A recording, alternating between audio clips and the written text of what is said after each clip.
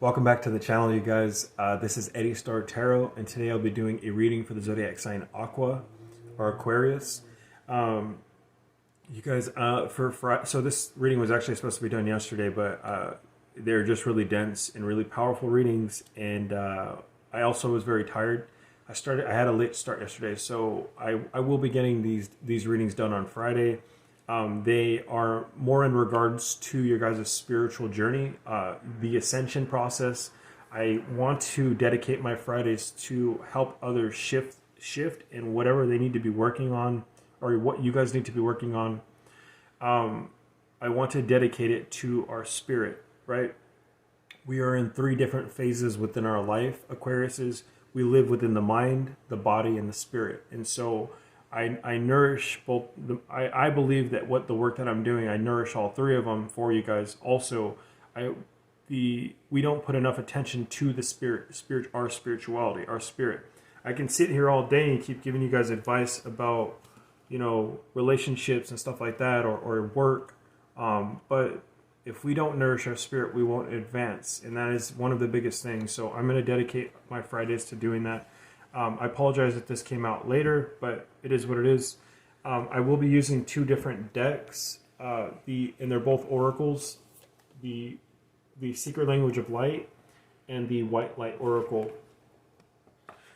Before I get started, you guys, I want to just give you guys a little condensed story of who I am, why I do this, so you guys can get a better depiction of who I am, and possibly why I read the way that I read as well. So I always like to tell my story of what I've gone through, because what I've gone through will help me connect to you guys. My life has been a process of a lot of trials and a lot of adversity. And it started out because of how I grew up as a kid. I was abused, neglected. There was a lot of abuse that I had to endure. And it's not, I don't say this stuff for other people to feel sorry for me. It's just those are the things that I agreed to within this life, right? But what it had taught me is that I couldn't trust people. What it also taught me is, you guys, I had to be in this survival mode. The unfortunate thing is that it had programmed me, and it taught me to be in survival mode. And most of my life, I was always in fear, or I was always stressed out or worrying because of what had happened to me, right? I heard this a quote in passing one time, and it's totally stuck with me, that you can live life, or survival will help you to survive, but it's not helping you guys, and it's not helping you to live. And so I've been in that survival mode my whole life, never being able to live. And it also helps. What helped me is to be in this process where I was learning how to cope in negative ways. One of the major things in my life that I've been dealing with is alcoholism and drug addiction. I've been dealing with it since I was 15, all the way up to the age of 33. I've been sober now for 2 years and 3 months.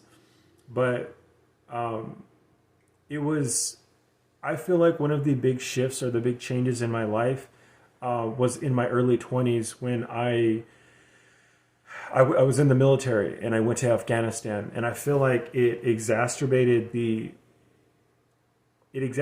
or enhanced the trauma that had gone within my early childhood. And for me, it defined or cemented the idea that I couldn't trust people, and it was very deeply embedded within my subconscious, right?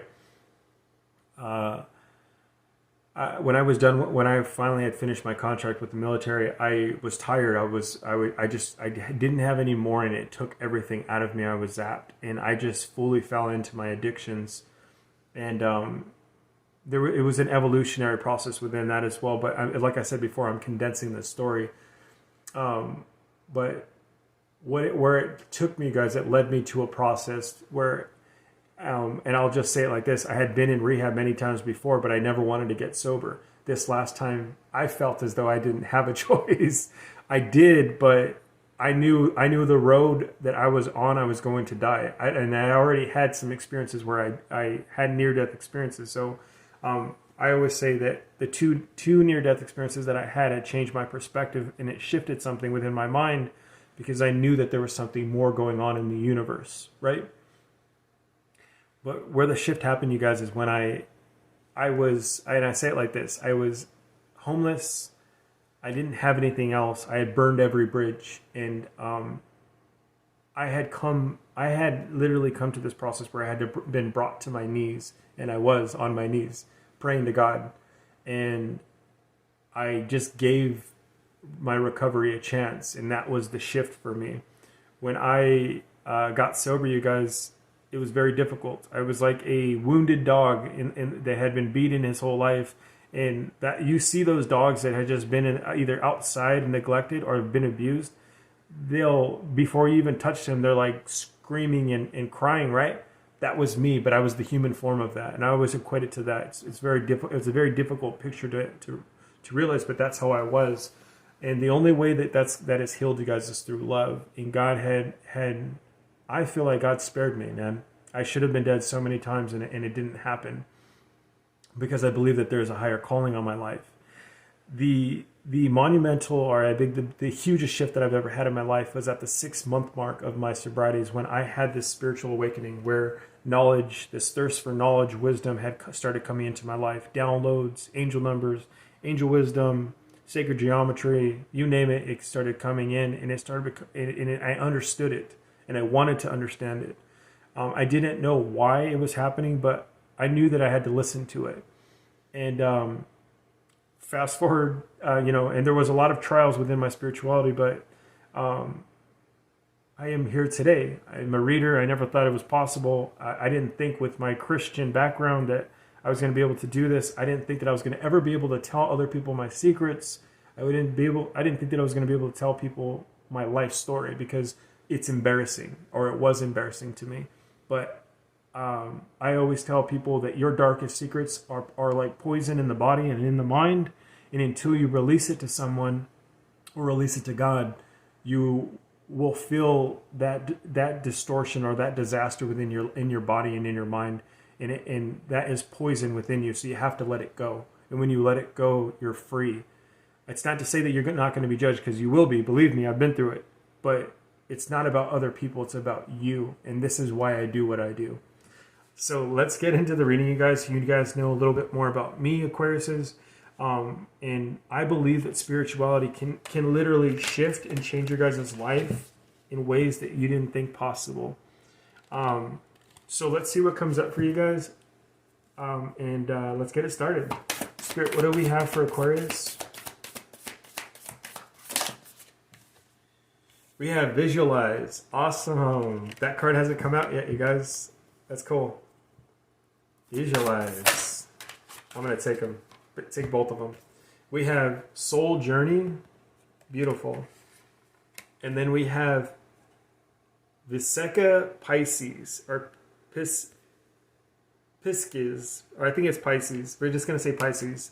Vesica Piscis. I'm definitely going to have to read out of the book for that one.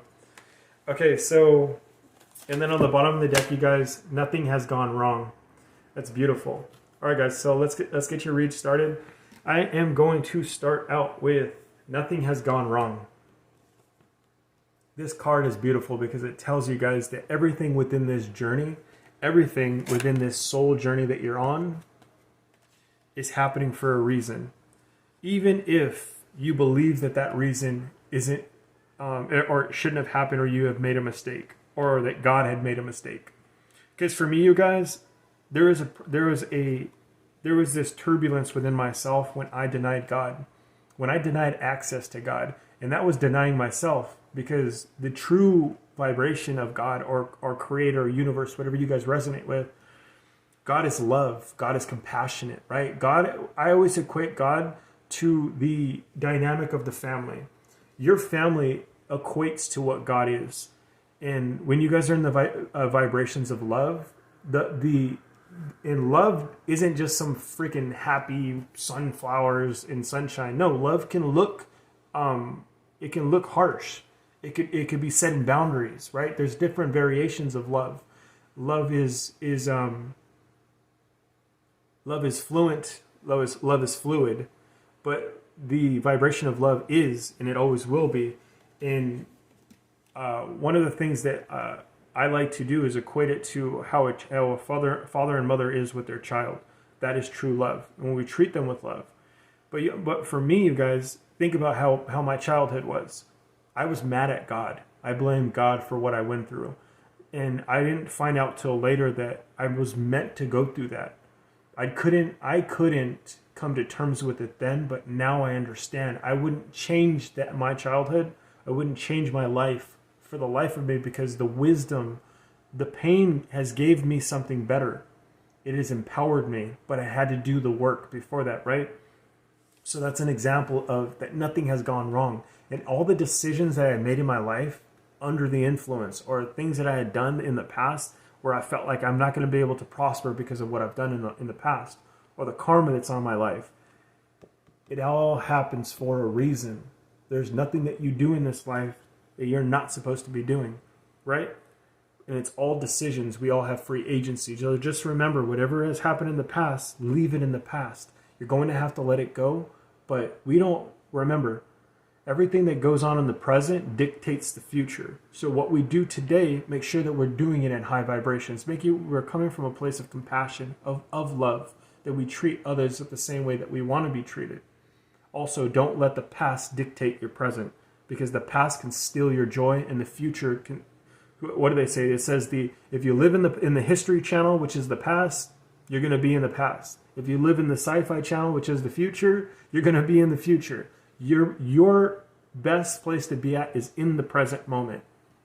In the present is a present, so enjoy it. Let's start with Soul Journey, because Soul Journey is very important. This card has come out for a lot of different zodiacs. Aquarius, to me, what the Soul Journey means is that you have a calling on your life. What you're meant to do here is not like other people. You are meant, and I feel like you probably know this at this point, is that there's a calling on your life. You have a purpose, and I don't know where you're at with it, but I'm just going to tell you how I think that you should try to figure that out. Of course, there are different stages, which in the ascension process, there's a different stages in the awakening process, depending on where you're at. One of the ways to find your soul journey or soul calling is to figure out your life path number. There is a way to do that. So go Google how to find your life path number, and that will that is one of the ways that you'll figure out what are your strong suits.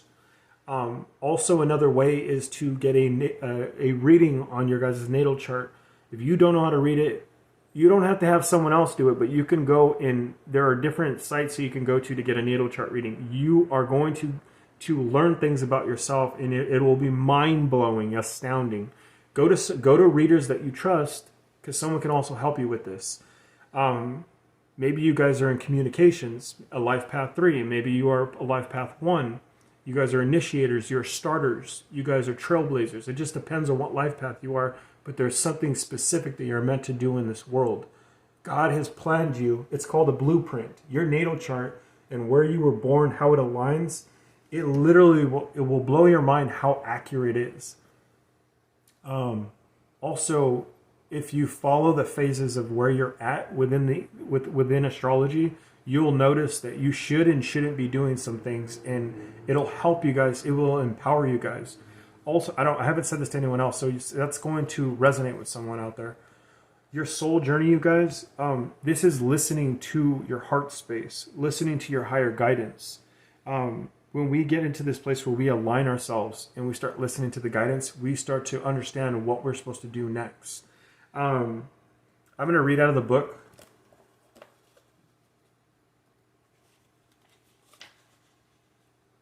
We're at 14 minutes. It says, you are ready to start. A new chapter is beginning for you right now. This time, go easy on yourself. Be the courageous, loving being that you are. Breathe into the present moment and allow any anxiety to drop away.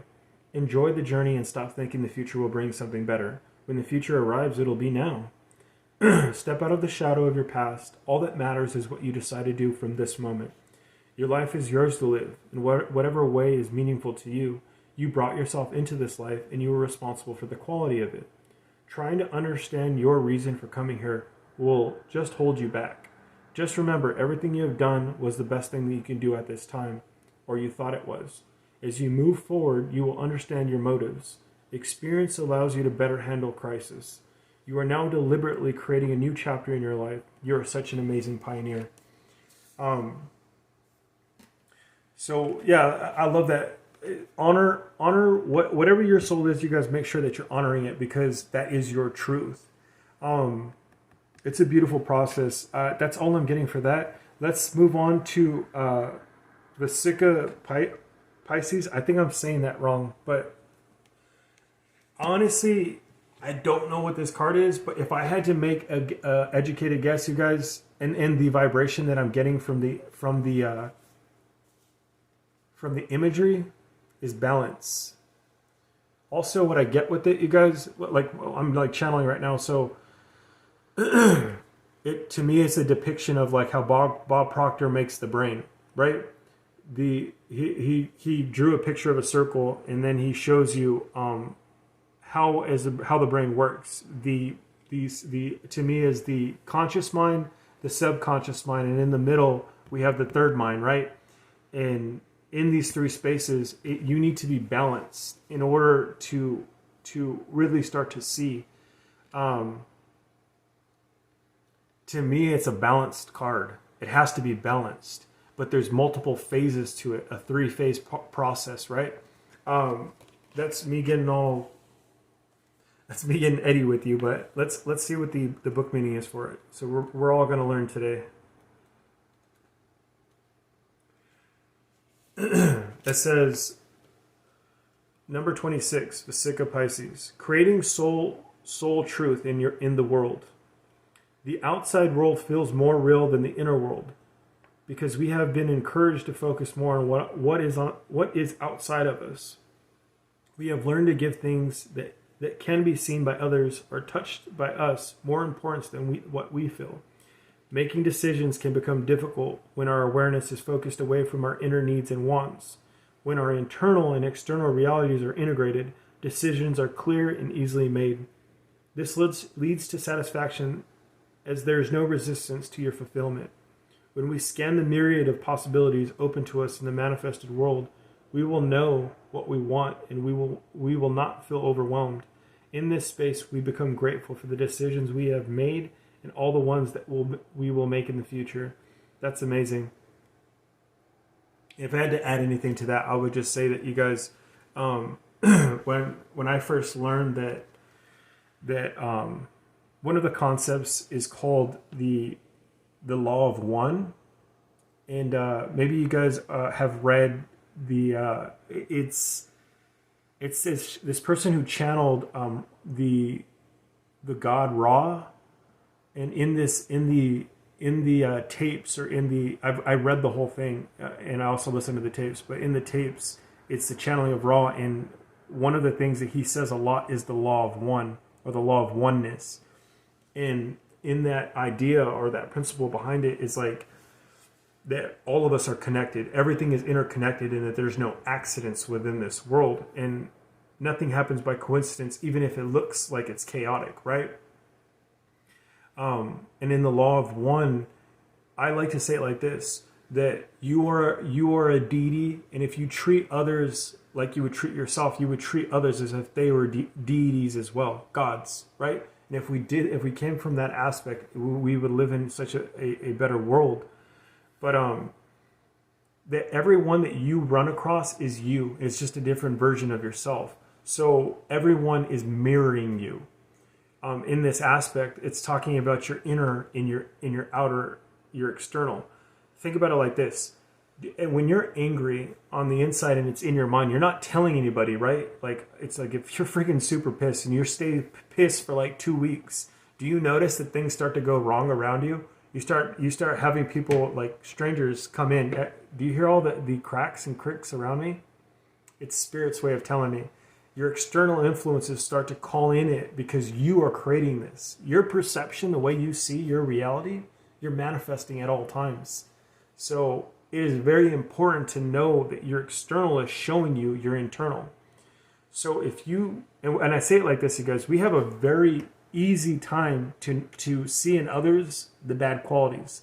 But what you're pointing out in that person, you don't like it because of yourself. When we start to come from the aspect that people around me are mirroring me because I don't like that about myself, it changes a perspective. It's a shift. It's a beautiful way to start looking at the world. And I think those cracks are the way that my spirit team is telling me, hey, it's time to look at your surrounding. Why are you running into the people that you're running into? Is because the way that you've approached the world, Eddie. So they're giving me a little reprimand.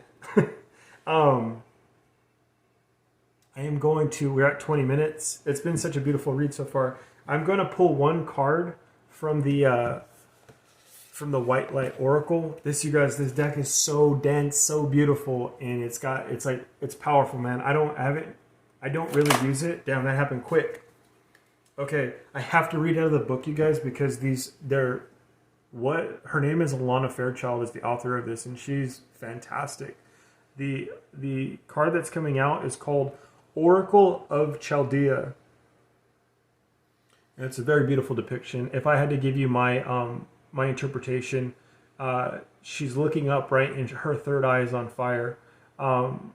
It's telling me that she's awakened. And two, I feel like if Aquarius is, you're in this process where there's this deep knowing, this deep sense of, also this deep sense of visualization. I feel like the law of attraction is in movement within your guys' life.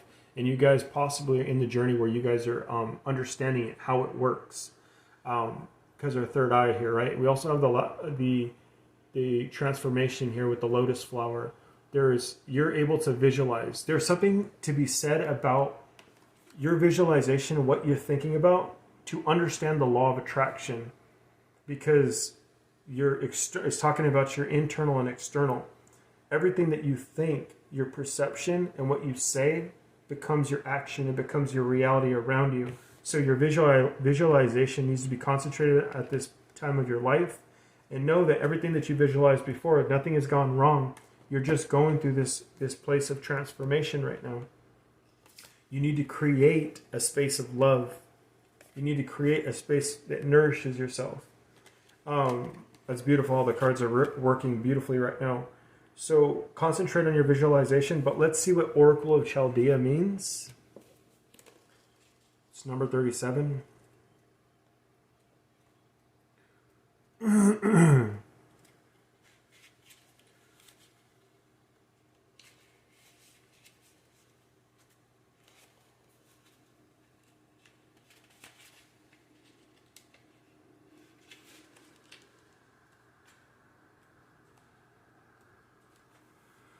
Okay, so it says, the Oracle of Chaldea. Continue on your healing journey with enthusiasm, but without forcing things to happen more quickly than feels natural.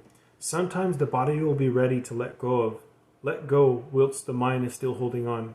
At other times, the mind may need to be patient as the body processes in experience. Trust in your own timing and rhythm. There's no need to be impatient or to judge yourself. You are summoning the spiritual fortitude to tackle an issue which has previously held you back. When the time is right, the healing shall happen more easily than if you try to push forward prematurely. Things are going to work out. Be positive. That's beautiful. So that was something that you might be going through, you guys. So trust in the own timing and rhythm is one of the key factors there. So the meaning of it, so I'm going to read it. It says, there are times when being present in the body and feeling our truth is challenging. We may be unsure how to hold space for our own emotional and psychological states. Humans are complex creatures, and the authentic healing journey requires us to have patience with ourselves. We need to know when it's safe to delve into a matter with full faith, that even if things feel out of control, we are connected to a powerful, supportive spiritual network in our own wisdom, and that's enough to handle whatever arises, even if we tremble somewhat during the process. That's beautiful. We can imagine that the wounded self lives in a room in the mansion of our soul. When that room has not been entered in a long time, it may have become a scary place in our minds, a place to avoid. That is part of how humans protect themselves. Living in such a split and defended state is not tenable forever, but for a time, it can serve a useful purpose, allowing us to build the strength and awareness we need to address the situation.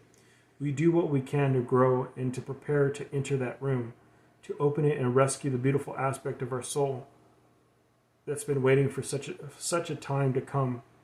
To prepare for such a heroic healing moment, we can connect to the spiritual realms of light as the source of love and strength. During such downtime with the divine, we can learn about ourselves beyond our wounded parts.